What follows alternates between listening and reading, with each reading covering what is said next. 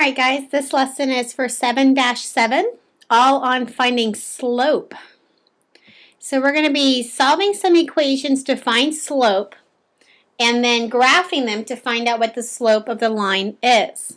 All right, slope is exactly what you would think slope means, is like something sloping down, or your mountain that you're looking at is at a certain slope, or you're skiing a certain slope. Okay, that all means a vertical increase or decrease of some sort. Okay, so to find what slope is, we have to look at a ratio. So we have vertical change. Oop, hello. It's hard to always print on this tablet. Vertical change versus horizontal change. No, that's supposed to be a Z. It's hard when you write faster than the pen wants to keep up with you.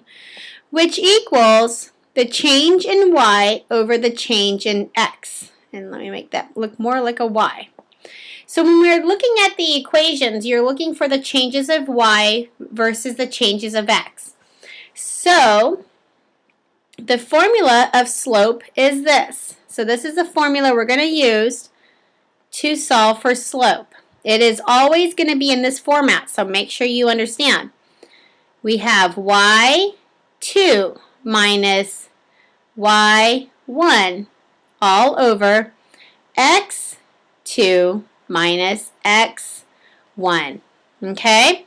Now what that means is you're going to get two sets of ordered pairs. Okay? Your first set is going to be x1, y1. Your second set will be x2, y2. So whatever the value is for y2, this answer goes here. The y1 will go here. So you just put those values in, like literally just write them down. Okay? And again for the x's, you have x2, which is going to go here, and then the x1 is going to go here. You subtract those two values and divide, and that gives you your answer for slope. Okay, so let's do some of those here right now to give you an idea of what that looks like. So the first one we're going to do is I'm going to give you the ordered pair of -2, -3, and then 4, 6. Now they're always going to give them to you in this order, and in that order, this one here will always be x1 and y1, and this one will always be x2 and y2. So you don't ever have to figure out which one's which. It literally goes the first set they give you, the second set they give you. Okay, if you remember your formula, we have y2 minus y1 all over x2 minus x1. So we're just going to swap out these values. What is my y2? y2 is 6. Okay, keep the subtraction symbol. What is my y1? We'll find y1. We have -3. All right. Now let's do my x's. What is my x2? My x2 is 4. Keep the subtraction symbol. Come over here. What is my x1? It's -2. So now I've swapped out these variables for the actual values. So now I'm ready to solve. Well, when I have two negatives side by side like this, I know I'm going to circle and change that into a positive. So I'm going to go ahead and do that for both. And now I'm going to rewrite it. I have 6 plus 3 over 4 plus 2. Okay, now I'm going to go ahead and solve that out. 6 plus 3 is going to give me 9. 4 plus 2 is going to give me 6. Now, since 6 cannot divide into 9, I'm going to go ahead and simplify this. And I know that 3 goes into both of these values, reducing this fraction to a 3 over 2. Okay? The slope of the line that passes through these ordered pairs up here has a slope of 3 over 2. So this is your answer for slope, and it's okay to leave it improper. It's fine. So let's try another one, maybe one that doesn't come out as a fraction. Okay, so I'm just going to erase some of this.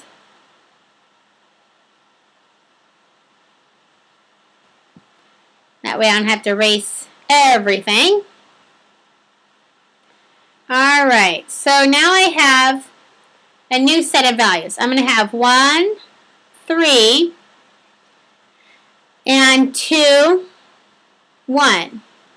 Okay, again, this is always going to be my 1, guys, and these are always going to be my 2, guys. Okay, so substitute those values in. I'm going to get 1, y2 over here, minus, remember the subtraction symbol must come with it, y1, which is 3, all over x2, which is 2, minus x1, which is 1. Okay, so now I'm going to solve this out. I'm going to get negative 2 over 1. Well, you know anything over 1 is just itself, which is negative 2. So this is my slope of this ordered pair. So that's your answer, negative 2. All right, let's try one that's set up a little bit differently that sometimes students might make this mistake. So here we go. I'm going to give you this ordered pair of 3, negative 2, 1, negative 2. All right, doing my formula, we have y2, which is going to be negative 2, minus y1, which is also going to be negative 2, all over x1, which is 1, minus x2, or x1, excuse me, x2 minus x1, which is going to be negative 3. Okay, so here we go. We have to do a circle and change here. And this is why we don't skip steps, because you might forget to do that circle and change. Okay, now let's go ahead and solve this out. Negative 2 plus 2 is actually going to give us 0. And 1 take away 3 is going to give me negative 2. Anytime you have 0 as a numerator, your answer is always going to be 0. So the answer for this is 0. This one has no slope, has a 0 slope. Okay? Now, if you were to look at some data, let's say you're looking at a chart, and let's say it's like a word problem that has pounds of fruit versus cost. And you have these values. You have a 0, 0. So no pounds equals no cost. Obviously, if you have no fruit, you don't pay anything. What if we had 5 pounds? Well, 5 pounds wound up equaling $15. 10 pounds equaled $30. And let's just say 15 pounds equaled $45. So if you were to plot these values on a graph,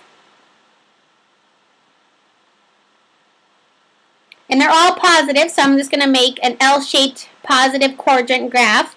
And I'm going to count by 5s here. We got 5, 10, 15. I'm just going to go ahead and go to 20. Okay, and going along this side, we have 5, 10, 15, 20, 25, 30. Nope, that's a 30. 35, 40, and then 45. Okay, so if I were to graph these values, I would go 0, 0, which wouldn't move at all. 5, 15, which would be here. 10, 30, which would be about there. And then 15, 45. Okay, well you can obviously see this is going to create a straight line. Okay? If I could draw better on this thing. But you kind of get my point here. Use a ruler and your graph will be on graph paper anyways. So what this tells us is that the slope right here of the line would be 3.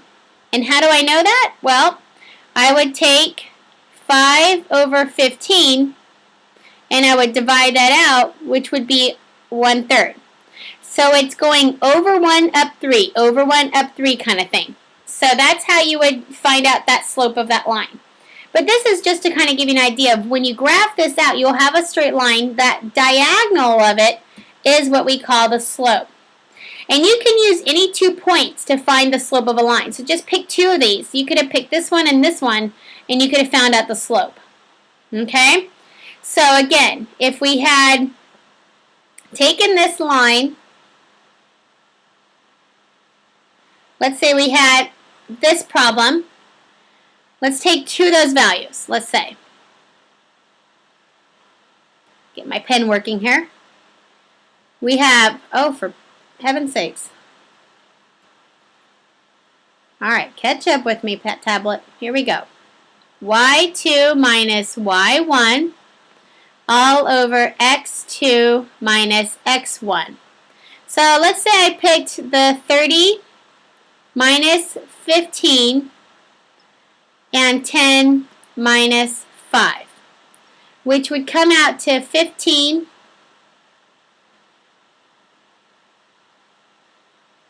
guess I better slow down.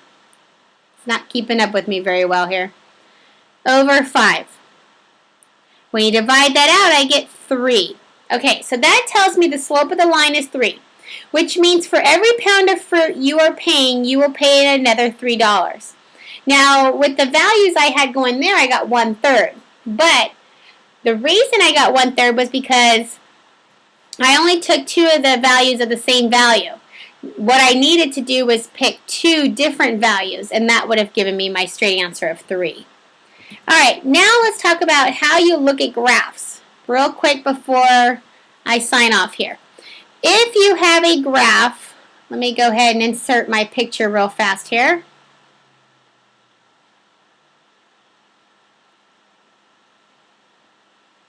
All right, let's make that a little bit bigger. Okay, if your graph goes, let's say, in this direction, all right, this is called a positive slope.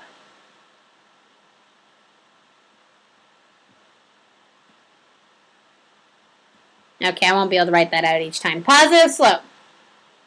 All right. If my graph goes in this direction, that is called a negative slope. All right, so obviously if it's going up, it's positive. If it's going down, it's negative. But these are the next 2 types of slopes you can have, which are a little bit trickier. If the line goes straight across, you plot all your points and you literally make a horizontal line. This is called zero slope. Means it has no angle on it at all. Okay, there is no incline or decline. It is completely zero. It's like flat land. Think of it that way. Flat land has no hills. It has a zero slope. The next one is the same similar factor, but now it's a vertical line. So I'm going to try and draw as straight a vertical line as I possibly can. Okay, if you have a graph that comes out like a straight line, just like this, it is called undefined slope.